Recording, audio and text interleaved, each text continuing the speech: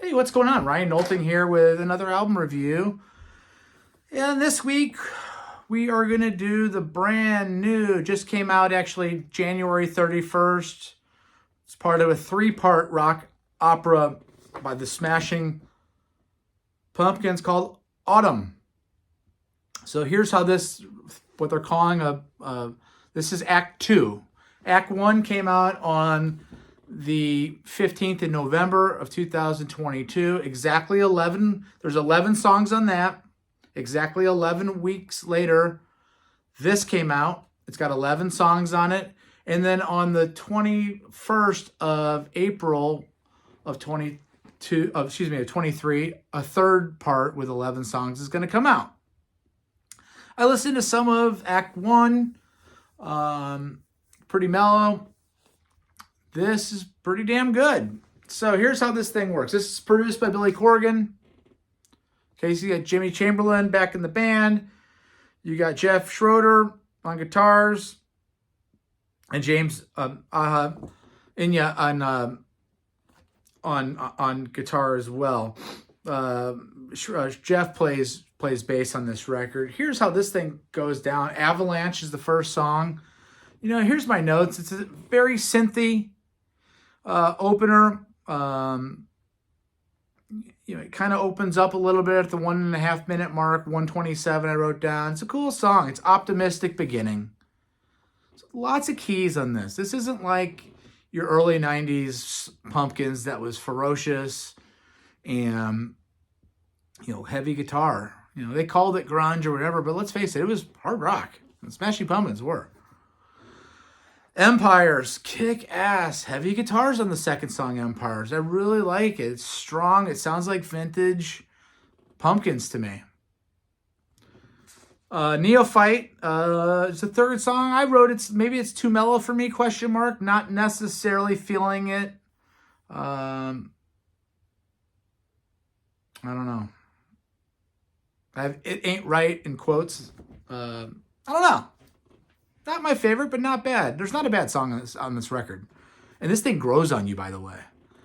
This thing grows.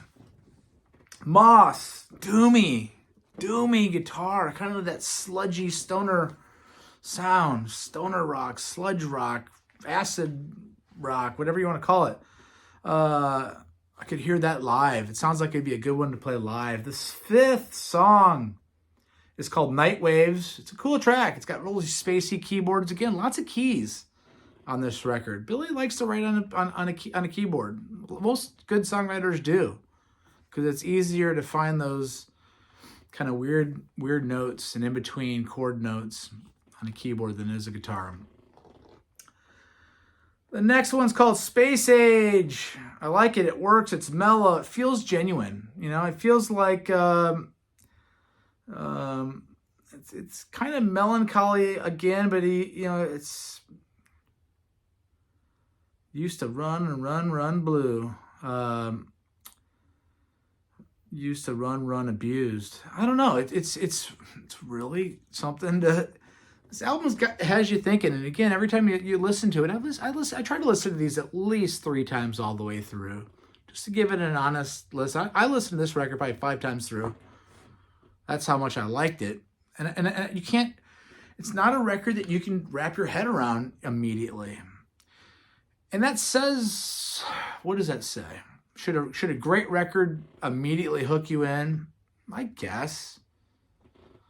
But there's a lot of layers here. And I have a lot of respect for Billy. So, I definitely took my time with this. I've been listening to this for a couple weeks. Oh, picks up the pace on Every Morning. The next song, Every Morning, is really cool. Really cool. And then I got the next 3 songs are just killer. To the Grays. I feel like he's coming to grips with some sort of new reality in his life. It's got an 80s alternative feel to it. It's vibey. Coming to grips with something. And again, this is a 3-part rock opera. And it's cheesy to call something a rock opera. Do I have a rock opera that nobody's ever heard before?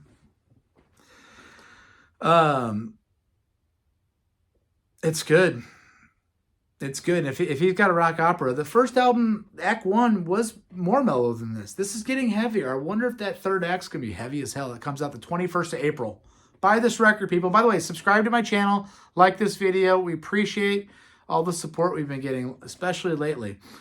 Begilded is the next song. It's just a Metallica stompy. It's got a stomp to it. It's menacing.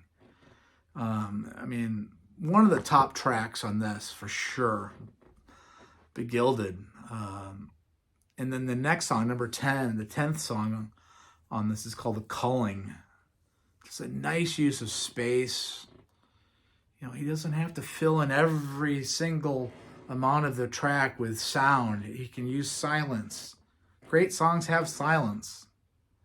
You don't have to sing every spot of the record either. The keys are killer. Billy sounds great. Jimmy Chamberlin is a kick-ass drummer. It's an ear candy. It's one of the things I wrote here. It's a really good song, The Culling. That 3-song swing of To the Grays, Begilded, and The Culling are killer. The last song is called Springtimes. Already going into spring. Is April 21st when spring starts and that third act comes upon us. Shows depth. The keyboards. It sets up, for me, it sets up the third installment or the third act of this album, of the rock opera. Billy's just a great lyricist. How do I rank this record? The Act 2 of Atum. I'm going to give this record, Atum, a 3.75. Again, here's how my rating scale works. 5 is a classic album. 4 is a great album. 3 is a good album. 2 is not good. And 1 is just awful. Hopefully I never have to listen to 1. 3.75 is almost great. This is very, very good. I'm gonna say that 3.5 is very good. 3.75 is very, very good. This is a very, very good album.